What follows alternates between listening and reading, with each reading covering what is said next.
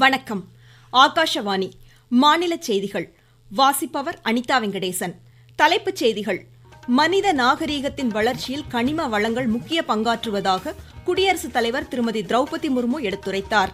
பெண்களுக்கு வேலைவாய்ப்பை உறுதி செய்யும் நடவடிக்கைகள் முனைப்புடன் மேற்கொள்ளப்படுவதாக பிரதமர் திரு நரேந்திர மோடி தெரிவித்துள்ளார். தமிழ்நாட்டில் பல்வேறு துறை சார்ந்த திட்டங்களை முதலமைச்சர் திரு மு.க. ஸ்டாலின் சென்னையில் இன்று தொடங்கி வைத்தார். தமிழகத்தில் முறையான அனுமதியின்றி செயல்படும் காப்பகங்கள் மூடப்படும் என்று மாநில அமைச்சர் திருமதி கீதா ஜீவன் அறிவித்துள்ளார். தைவானில் நடைபெறும் சர்வதேச பேட்மிண்டன் போட்டியின் மகளிர் ஒற்றையர் அரையிறுதிக்கு இந்தியாவின் இஷா ராணி முன்னேறியுள்ளார்.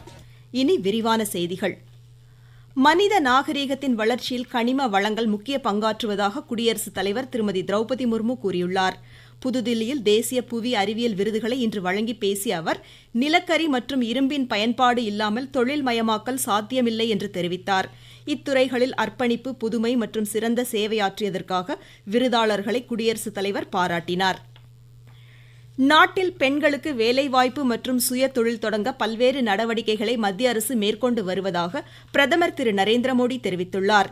பீகாரில் மகளிர் வேலைவாய்ப்பு திட்டத்தை இன்று காணொலி மூலம் தொடங்கி வைத்து பேசிய அவர், மகளிருக்கு அதிகாரம் அளிப்பதை இந்த திட்டம் நோக்கமாக கொண்டுள்ளது என்றார். மகளிர் வேலைவாய்ப்பு பெறும்போதும் சுய தொழில் தொடங்கும் போதும் அது அவர்களுடைய கனவுகளுக்கு புதிய சிறகுகளை வழங்குவதாக குறிப்பிட்டார்.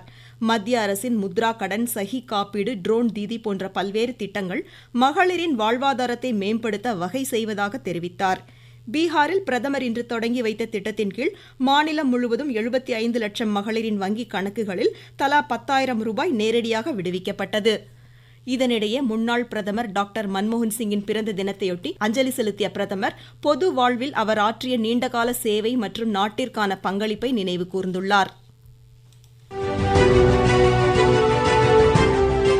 சேவை நல்லாட்சி என்ற தாரக மந்திரத்துடன் பிரதமர் திரு நரேந்திர மோடி தலைமையிலான மத்திய அரசு ஆக்கப்பூர்வமான மாற்றங்களுக்கு அயராது செயலாற்றி வரும் நிலையில் விண்வெளித்துறையை புதிய உச்சங்களுக்கு மோடி அரசு கொண்டு சென்றுள்ளது குறித்த சிறப்பு செய்தி தொகுப்பு இன்று இடம்பெறுகிறது.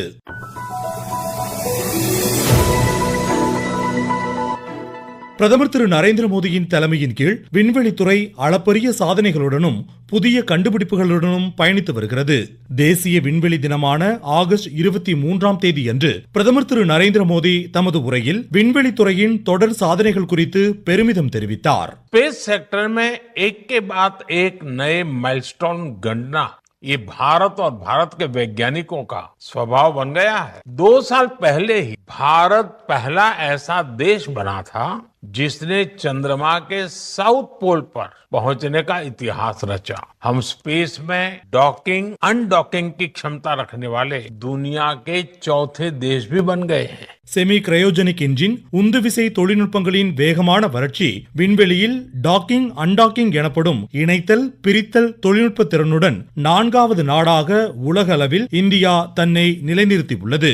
குரூப் கேப்டன் சுபான்ஷு சுக்லாவின் வெற்றிகரமான விண்வெளி பயணம் 2035ஆம் ஆண்டு நம் நாட்டின் சர்வதேச விண்வெளி மையத்தை அமைப்பதற்கான இலக்கு போன்ற பல்வேறு சாதனைகளை நம் நாடு படைத்துள்ளது. மத்திய அரசின் ஆக்கப்பூர்வ நடவடிக்கைகள் காரணமாக இந்திய விண்வெளித்துறையின் சாதனைகள் உலக அளவில் இந்தியாவின் மதிப்பை உயர்த்தியுள்ளதாக திருச்சி பாரதிதாசன் திறந்தவெளி பல்கலைக்கழக இயற்பியல் துறை பேராசிரியர் டாக்டர் குமார் தெரிவிக்கையில், சந்திரயான் 3 மூலம் சந்திரன் தென்துருவத்தில் மென்மையான தரையிறக்கம் செய்த முதல் நாடாகி இந்தியா வரலாற்று சாதனை படைத்தது. PSLV மற்றும் JSLV போன்ற ராக்கெட்டுகள் மூலம் பல்வேறு நாடுகளின் செயற்கைக்கோள்களை இந்தியா ஏவுதல் உலக சந்தையில் குறைந்த செலவு, அதிக நம்பகத்தன்மை கொண்ட ஏவுதள நாடாக பெயர் பெற்றது. எதிர்காலத்தில் ககன்யான் மற்றும் ககன்யான் மனிதர் விண்வெளி பயணம் 2035க்குள் இந்தியாவின் சொந்த விண்வெளி திட்ட நிலையம், மீண்டும் பயன்படுத்தக்கூடிய ராக்கெட்டுகள் போன்ற திட்டங்கள் பிரதமர் நரேந்திர மோடிஜி அவர்களின் சீரிய முயற்சியினால் இந்தியாவின் நிலையை மேலும் உயர்த்தும். வேளாண் தொழில்நுட்பம், மீனவர் பாதுகாப்பு, பேரிடர் மேலாண்மை, கட்டமைப்பில் புவிசார் தரவுகளுடன் விண்வெளித்துறை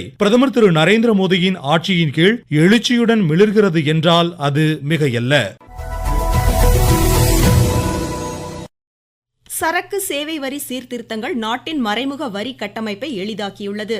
புதிய வரி கட்டமைப்பின் கீழ் 2 அடுக்கு வரிமுறை மட்டுமே நடைமுறைப்படுத்தப்பட்டுள்ள நிலையில் சிறு குறு நடுத்தர தொழில் நிறுவனங்கள் துறையில் இந்த வரி குறைப்பு பெரிதும் பயனளிக்கும் என்று திருச்சி மாவட்ட குறு சிறு தொழிற்சங்க துணைத் தலைவர் திரு ராஜாராம் தெரிவித்துள்ளார். சிறு குறு தொழில்கள் உற்பத்தி பண்ணக்கூடிய பொருட்களுடைய ஜிஎஸ்டி வந்து 18% இருந்து 12% இருந்து 5% வந்திருக்கிறதுனால இதனுடைய நுகர்வோர் கடைசி பாயிண்ட்ல இருக்கக்கூடியவங்களுக்கு இதனுடைய பொருட்களுடைய விலை குறைப்பு வந்து டைரக்டா அவங்க பயன்படுறாங்க. இந்த சிறு குறு அமைப்பு வந்து எம்எஸ்எம்இ தான் வந்து இந்தியாவுடைய வைட்டல் ரோல் பண்ணுது. இதனுடைய உற்பத்தி துறை வந்து டைரக்டா கன்சியூமர் போய் சேரும் போது இந்த ஜிஎஸ்டி பெனிஃபிட் அவங்களுக்கு கிடைக்குது. நம்மளுடைய பாரத பிரதமருக்கும் ரெடிஷாவின் சார்பாக எங்களுடைய மனமார்ந்த நன்றி நாங்கள் தெரிவிச்சுக்கிறோம்.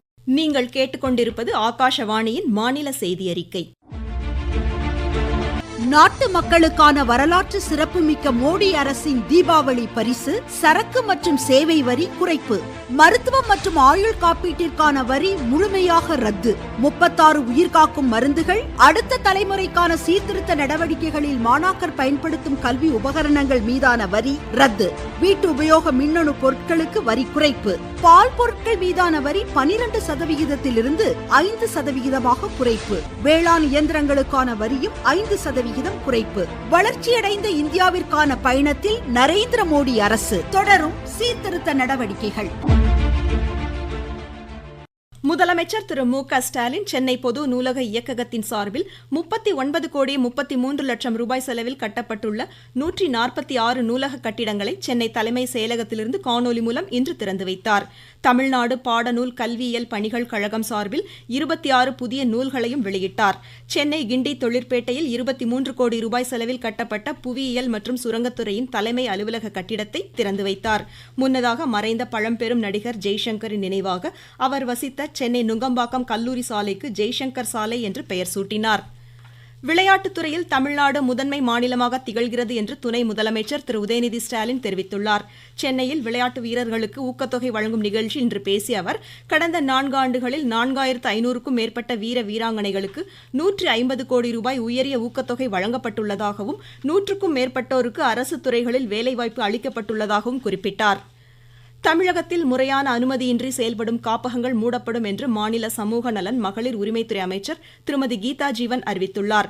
தூத்துக்குடியில் பெண் குழந்தைகளை பாதுகாப்போம், பெண் குழந்தைகளுக்கு கற்பிப்போம் திட்டத்தின் கீழ் அங்கன்வாடி செவிலியர்கள் பணியாளர்களுக்கு பயிற்சி அளிக்கும் திட்டத்தை இன்று தொடங்கி வைத்து பேசிய அவர், இதுவரை உரிய அனுமதி பெறாத 600 காப்பகங்கள் மூடப்பட்டுள்ளதாக கூறினார். அரியலூர் மாவட்டத்தில் மருதையாற்றின் குறுக்கே 24 கோடி ரூபாய் மதிப்பீட்டில் தடுப்பணை கட்டப்பட உள்ளதாக மாநில போக்குவரத்துத்துறை அமைச்சர் திரு எஸ். சிவசங்கர் தெரிவித்துள்ளார். அரியலூரில் இன்று செய்தியாளரிடம் பேசிய அவர், இப்பணிகள் நிறைவடையும் போது சுற்றுவட்டார பகுதிகளில் நிலத்தடி நீர்மட்டம் உயர்வதோடு விவசாயிகள் பெரிதும் பயனடைவார்கள் என்று கூறினார்.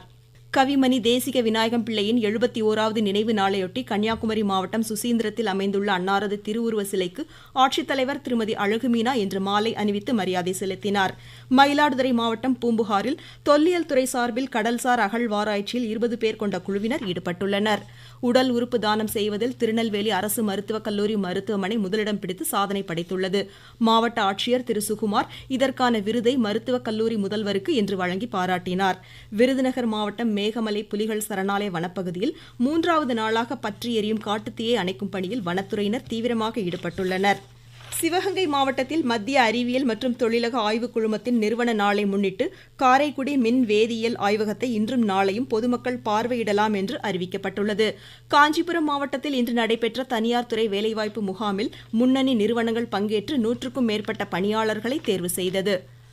மேற்கு திசை காற்றின் வேக மாறுபாடு காரணமாக கோவை மாவட்ட மலைப்பகுதிகள், திருநெல்வேலி, நீலகிரி, தேனி, தென்காசி, கன்னியாகுமரி மாவட்டங்களில் இன்று மழை பெய்ய வாய்ப்புள்ளதாக சென்னை வானிலை ஆய்வு மையம் தெரிவித்துள்ளது. தைவானில் நடைபெறும் சர்வதேச பேட்மிண்டன் போட்டியின் மகளிர் ஒற்றையர் அரையிறுதிக்கு இந்தியாவின் இஷா ராணி முன்னேறியுள்ளார். இன்று நடைபெற்ற காலிறுதியில் அவர் தைவானின் யூ சூன் ஹுவாங்கை 21-14, 21-18 என்ற நேர் செட்களில் வென்றார். துபாயில் நடைபெறும் ஆசிய கோப்பை 2020 கிரிக்கெட் சூப்பர் 4 சுற்றின் கடைசி லீக் ஆட்டத்தில் இந்தியா இன்று இலங்கையை எதிர்கொள்கிறது. மீண்டும் தலைப்புச் செய்திகள். மனித நாகரீகத்தின் வளர்ச்சியில் கனிம வளங்கள் முக்கிய பங்காற்றுவதாக குடியரசுத் தலைவர் திருமதி திரௌபதி முர்மு எடுத்துரைத்தார். பெண்களுக்கு வேலை வாய்ப்பை உறுதி செய்யும் நடவடிக்கைகள் முனைப்புடன் மேற்கொள்ளப்படுவதாக பிரதமர் திரு நரேந்திர மோடி தெரிவித்துள்ளார். தமிழ்நாட்டில் பல்வேறு துறை சார்ந்த திட்டங்களை முதலமைச்சர் திரு மு.க. ஸ்டாலின் சென்னையில் இன்று தொடங்கி வைத்தார். தமிழகத்தில் முறையான அனுமதியின்றி செயல்படும் காப்பகங்கள் மூடப்படும் என்று மாநில அமைச்சர் திருமதி கீதா ஜீவன் அறிவித்துள்ளார். தைவானில் நடைபெறும் சர்வதேச பேட்மிண்டன் போட்டியின் மகளிர் ஒற்றையர் அரையிறுதிக்கு இந்தியாவின் இஷா ராணி முன்னேறியுள்ளார். இத்துடன் இந்த செய்தி அறிக்கை முடிவடைந்தது.